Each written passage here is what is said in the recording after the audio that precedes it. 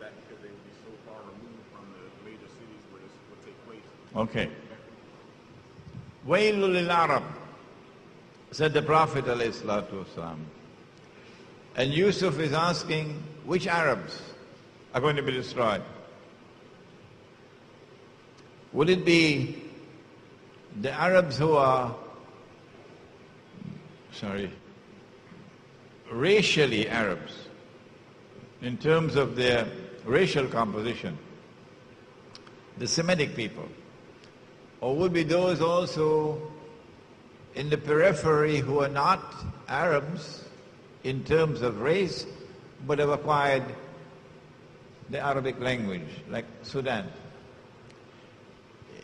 I believe that the destruction of the Arabs is in consequence of the physical proximity in and around the Holy Land. That's where the threat is. And so the Arabs who are going to be destroyed would appear to me to be those who are in and around the Holy Land.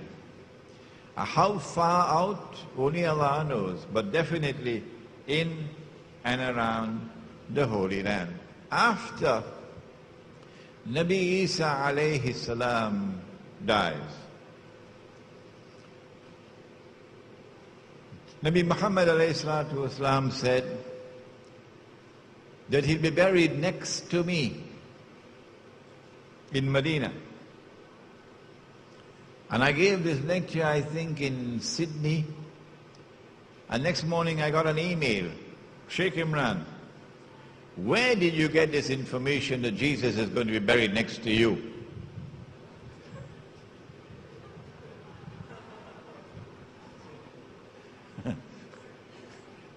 Nabi Muhammad said, alayhi salatu wasalam, that Nabi Isa alayhi salam will be buried next to him.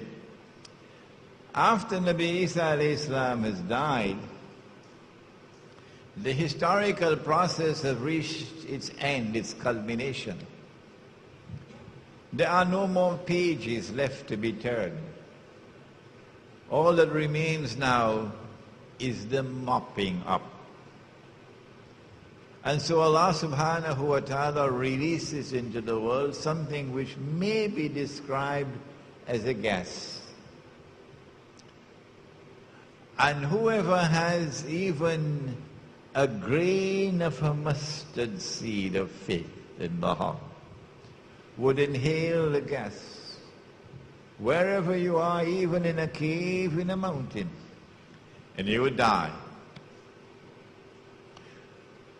And the only people left in the earth after that would be those who have no faith. There'll be no one on the earth saying Allah, Allah. Meaning, saying Allah, Allah with the heart. So if after that you see Maulana with his head down, quoting Quran and Hadith, after the gas is gone, you know, he survived the gas. Despite a mountain of knowledge of Quran and Hadith, he survived the gas. Amongst those people, a man would pass and see two people committing sexual intercourse in public. And he would say to the man, this is the most righteous that you would find. Can't you at least take her behind the wall? Can't you at least take her behind the wall? I don't know about the runny nose. That hadith never came to me. Any other questions, or have you written your questions as yet? It'll be helpful to me if you write them down. Save time. Yes, next one. Assalamu alaikum wa rahmatullah, Sheikh Imran. Wa alaikum salam. I had someone at one in Come close to me. Save time. Someone wanted me to ask you your opinions on 2012. 2012, okay. Yesterday, in the political analysis, we said that Israel will have to dramatically expand its territory to encompass the biblical frontiers of the Holy Land. Whoever wrote the Bible, whoever rewrote the Bible, read Richard Friedman's book, please. Richard Friedman, an eminent American scholar of the Bible, PhD from Harvard. And his book was, Who Wrote the Bible? You will not regret reading that book. Whatever is written in that book confirms what Allah has said in the Quran. Whoever rewrote the Torah decided that the Holy Land extends from the river of Egypt to the river Euphrates. Why? Why did he say that? And there's a certain part of the frontiers of the Holy Land which have not been put into the Bible, but I know it.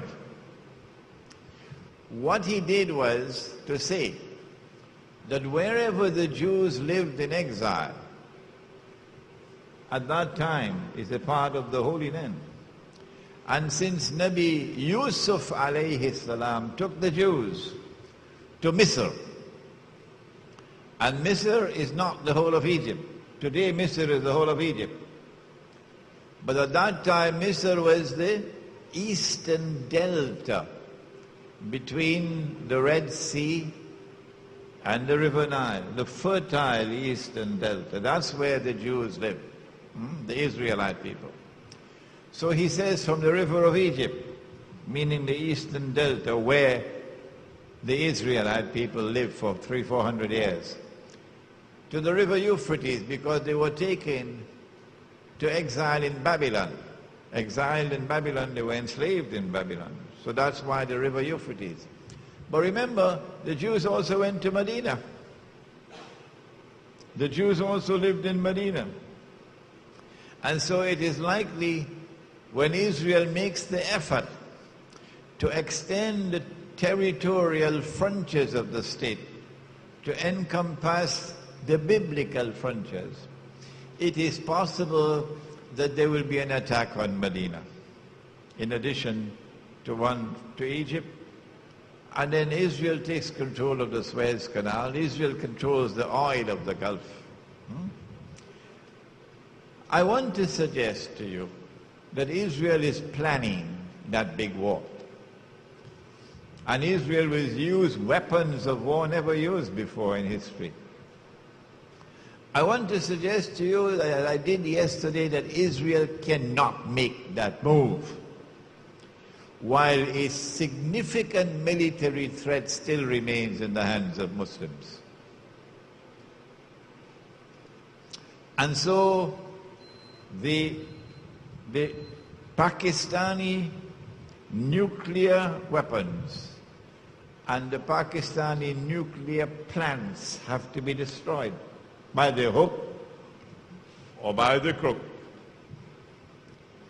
And the invasion of Afghanistan from 9/11, in consequence of 9/11, is part and parcel of a big plan to eventually destroy Pakistan nuclear weapons. And all the maneuverings taking place now, because that is the target. In December of 2001,